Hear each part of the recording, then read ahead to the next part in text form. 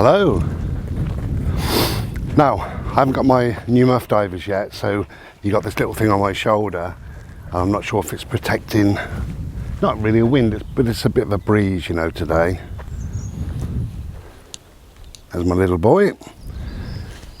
And he's all excited because he's trying to chase his ball. Oh dear. So we thought we'd get out and about, like we do, just to listen to the birds. Beautiful.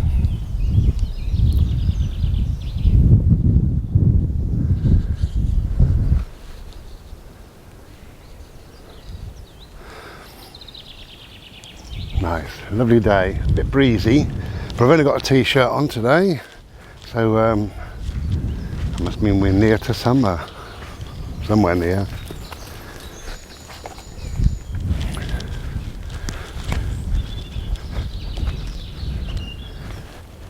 So, I hope everybody's okay. I know we're into sort of third stroke fourth week of the lockdown, and it can grate a little bit on certain people. But it's all okay, isn't it, really? We're okay. Everybody's okay. I was on Facebook last night and also this morning, saw the same thing. Lots of these little posters, memes, whatever they're called. When this is over, let's buy British, never buy Chinese again, and things like that, which is very commendable. That's lovely. If only we could afford to buy British. That's the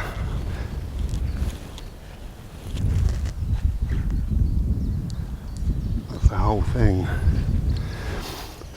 People coming up behind me, I hope they're not coming up this way. Their dog is, she said it was a little bit agitated. It's barking like mad and going crazy, you know. Hopefully they'll go down one of the other tracks. There's loads of paths to go. We just keep an eye on them slowly. Yeah, if we could afford to buy British, it'd be wonderful. The reason why we started buying Chinese in the first place is because we couldn't afford it. Couldn't afford to buy British. When I was a child, they've gone a different way. When I was a child, I lived in Berkshire and then I lived in Oxfordshire. And Oxford itself had a big car plant. What the bloody hell have I done? Had a big car making plant. And it was called, I think it was called Pressed Steel Fisher initially. Then I think it was called British Leyland. And as far as I know, they manufactured and assembled cars there, you know, so the whole process was done there, as far as I know. Slowly and surely they started buying bits in, and then in the end it was just assembled. Well, that's not British, is it? And also we used to go to Byfleet in Surrey. That's where my old gran lived, bless her. And always makes me laugh, you know, because that poor bloody woman, she only knew me as the sickly boy spewing my heart out. I wasn't a very good traveller in them days. We used to go in my so-called father's car, you know, and there wasn't things like the A34 and all the rest of it, and it used to take hour upon hour upon hour to get there.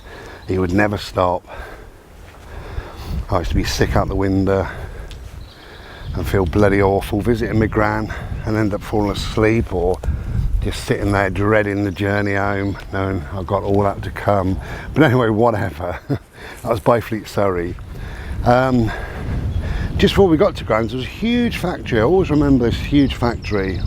Oh, sorry about this wind. Can't do anything about it. Maybe if I turn the corner, we're up a bit higher today, so that's why my breath's gone, but also the wind. I might have to go back down if it's too noisy.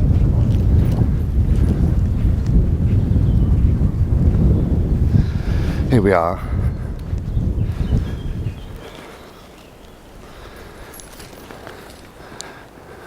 This way, boat.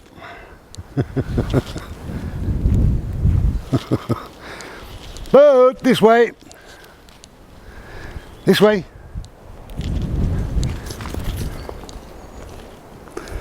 So before we got to Byfleet, sorry, before we got to my grand's, just before, there's a huge factory called Britax. And I never asked, feeling too poorly, but I always wondered what that stood for. And clearly it was British something, wasn't it really? I was told they made seatbelts there, whether that was true or not, who knows.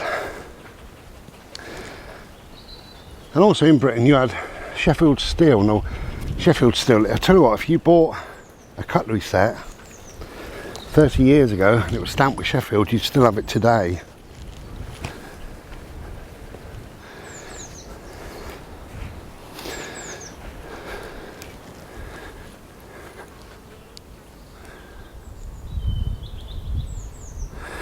So anyway, this is where I live. Those of you who want to know. Just out in the wilds, really. There was a place, well, it is a place called Whitney in Oxfordshire, and it was renowned for making Whitney blankets. World famous they were at one stage. The bluebells, see all the bluebells in there, look. Beautiful. Looks lovely. World renowned Whitney blankets. You bought one. Of course we all have duvets now, but if you bought one you was toasty and warm and you had it forever. So if you bought that 30 years ago you still got it today. And some of that was the problem, that we made stuff to last. And then it was too expensive, you know. Who's going to buy at 59 quid, who's going to buy a Whitney blanket when you can buy 3 duvets for that price? You know, who's going to buy a cutlery set at 125 quid? You might as well spend 25 quid and it'll last you most of your life anyway. Hello you. Oh, look at you.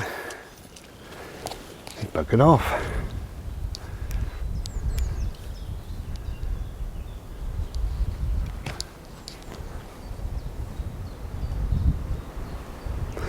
So it's all very commendable saying buy British. Yes, you know, if you're down supermarket and you've got a choice of British tomatoes or Spanish tomatoes or whatever, and there's a penny or two between them, get what you fancy. Whatever makes you happy, whatever floats your boat. But come on, babe.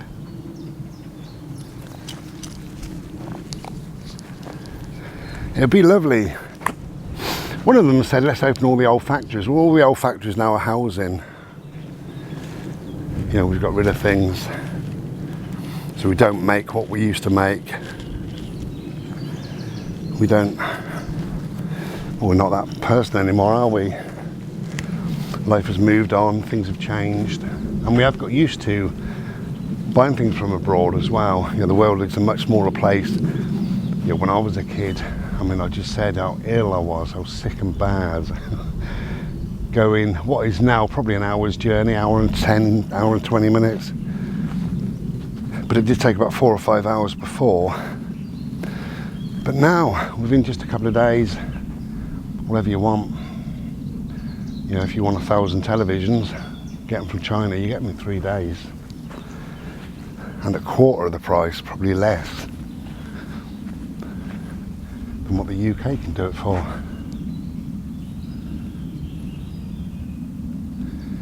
God, it's so peaceful up here. Love it. A bit blowy though. So, we're probably about a mile from where I live now. So we're going to start heading back. You coming this way, Bodes? Bring your ball. Cheers, mate.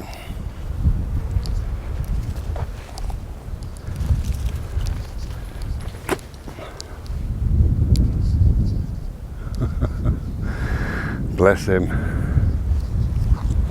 Yeah, I mean, it would be lovely, wouldn't it? In an ideal world, let's buy British, but I can't see that happening. I've just got some sad news. I bought a hi-fi, a music system. It's got dual tapes on it. Yeah, I'm old. Dual tapes on it and a CD player, and it came with 2 biggish speakers, so I added speakers to it. You've seen them in my art room. Still got them speakers today. Must be 20 years later, all that equipment. And sadly, for the last year really, it started to play up. It was only minutely, only slightly. Wonderful sky we got today, look at that. So it started to play up a little bit, and I noticed that the CD drawer wouldn't open on several occasions, and I had to keep waiting, pressing open and close. And then it would do something silly, it would choose a different program, so I had to wait for that to set itself. Then I pressed open, and it tried to open a couple of times, but in the end I had to manually open it, and then the next day it would work fine, you know, very strange.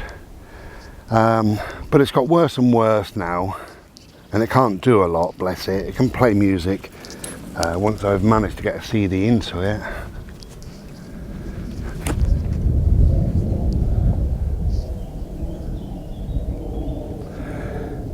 But a couple of nights ago I was listening to music and I thought I'm off to bed, you know, so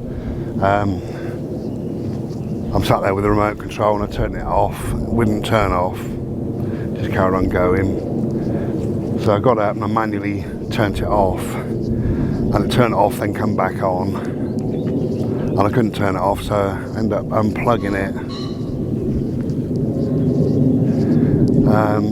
So there's lots of little problems with it, but it slowly got worse and worse and worse, so much so that now it's frustrating. So I decided I'd buy a new CD player after all that time. It's very sad to see it go, really, because I've loved it. It's lived with me in so many places. Huge bloody thing, but I love it. So I decided I'd look around. It appears there's one British make, which is called Cambridge. It appears that anyway. But I want something to last. I don't want to buy, you know, Philips and JVC and Sony and all that stuff. All the names you've heard of. They're actually cheap tat, really. I mean, I buy them. Everybody buys them. When you buy them because they're bloody cheap. Don't buy them because you want them. But I wanted something to last me now a number of years. Probably forevermore, who knows. So I went on YouTube and I was having a look. And if you look at the high-end sort of music systems and music separates and all the rest of it, a couple of companies, but one of them is Denon. D-E-N-O-N. I mean, you've probably never heard of them because they're a high-end company, you know. As I say, most of us have heard of Philips or JVC or those sort of things.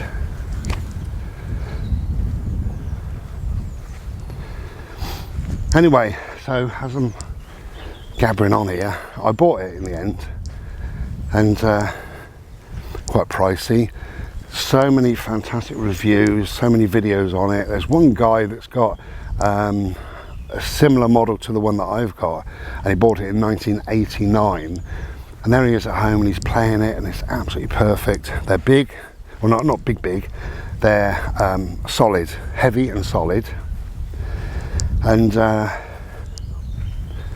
yeah, Denon, D-E-N-O-N, if you want a decent quality, high-end sort of bit of kit. But all the big companies that you've heard of are raving about Denon, Richer Sounds, and yeah, anybody who sells really good quality stuff all say about Denon being one of the world's bests. So that's what I've done. I bought that, and it's made in Japan. Yeah, Japanese. So you can't get good quality English stuff, I don't think. British stuff, I should say. So it's all well and good saying buy British, but if you're going to buy rubbish British or pay 3 times as much, get it from abroad, get it from somewhere else, you know. I'm pressing buttons on the back of this camera as I'm holding it. Sorry about that, I don't know what I was doing. Anyway, so all I'm saying is it's good in theory, and what we'll do, we just go back to normal, because what is the point in buying a blanket for 50 quid when you can buy a duvet, perfectly adequate duvet, 15, 16, 18 quid? What's the point? What's the point in buying a set of cutlery for 149 quid when you can get very nearly the same for 30, 40 quid? What's the point in buying, you know, I mean, it's all sorts, isn't it? It's like Worcester china, you know, 27 quid or whatever for a teacup. You know, unless you're living in the age of fucking Charlotte Bronte or something, Emily Bronte, then, and we're not. We live today, 2020. So, whatever you're doing, have a lovely day. Gonna get breezy now as we get towards this corner. But anyway, I just thought I'd show you. So you kind of where I live and just have a chat. Just let you know that we're both fine actually. We're absolutely fine. Made a video a little while ago saying that, well, I didn't say that I'm the luckiest person in the world, but I should have called it that, because I haven't got coronavirus. Nobody in my family have. Nobody in my extended family. None of my friends have got it. Nobody in my little close where I live. Nobody in the village. And as far as I know, on the town's that way somewhere, as far as I can see, there's nobody in the town either. And nor in that, there's another town as well that way. Nobody there. So out of about 1 million people, I don't know one single soul with it. So am I the luckiest person in the world, or is that for everybody? Who knows? So I've got to play a little bit more for my little friend. Take care then. Have a lovely day. Look after yourself. If you can get outside, get outside. The vitamin D is so good for you. Take care. Ta-ra then.